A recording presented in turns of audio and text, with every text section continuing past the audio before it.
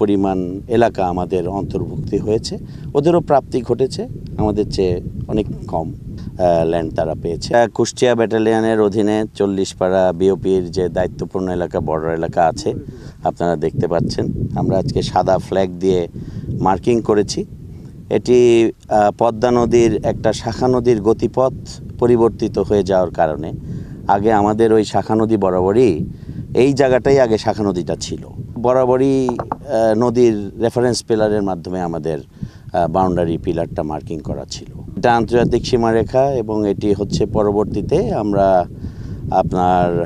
আমাদের border guard act 1975 অনুযায়ী যেহেতু নদীর গতিপথ পরিবর্তিত হয়ে গেছে এবং এখানে নতুন চর জাগ্রত হয়েছে, তখন আমরা এটা গত ফেব্রুয়ারি মাসে একটি জয়েন্ট সার্ভের মাধ্যমে আমরা আমাদের এই শূন্য রেখাটা পরিবর্তন করে মার্কিং করি এবং এই পরিবর্তন করার ফলে আমাদের একটি বিপুল পরিমাণ এলাকা আমাদের অন্তর্ভুক্তি হয়েছে, ওদেরও প্রাপ্তি ঘটেছে, আমাদের চেয়ে অনেক কম ল্যান্ড তারা পেয়েছে। পরবর্তী পদক্ষেপ চূড়ান্তভাবে পিলারটি স্থাপন করা এবং এর জন্য যৌথ সার্ভেটা হয়ে গিয়েছে এবং পত্রালাপ হয়েছে, তারাও এটি এগ্রি করেছেন এবং তাদের পক্ষ থেকেই আমাদের সার্ভে অফ বাংলাদেশের কাছে, বিকজ বর্ডার গার্ড অ্যাক্ট 1975 অনুযায়ী এ ধরনের পিলারে শুধুমাত্র আমরা দুই বাহিনীর উপস্থিতিতেই সংগঠিত হয় না, এর সাথে আরও অন্যান্য সংস্থার সম্পৃক্ততাটা প্রয়োজন, যার মধ্যে একটি গুরুত্বপূর্ণ হচ্ছে সার্ভে অফ বাংলাদেশ বা আমাদের পক্ষ থেকে, আর তাদেরও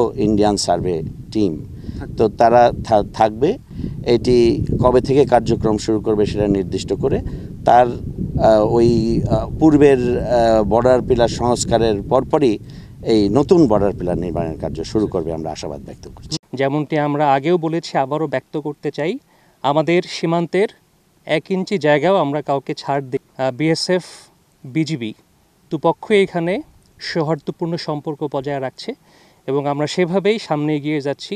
যেমনটি আমরা আগেও বলেছি, আবারও ব্যক্ত করতে চাই, আমাদের সীমান্তের 1 ইঞ্চি জায়গাও আমরা কাউকে ছাড় দেইনি এবং আমরা সেখানে আমাদের নিয়ন্ত্রণ এবং আমাদের কার্যক্রম পুরোদমে চালু রেখেছি এবং কন্টিনিউ থাকবে।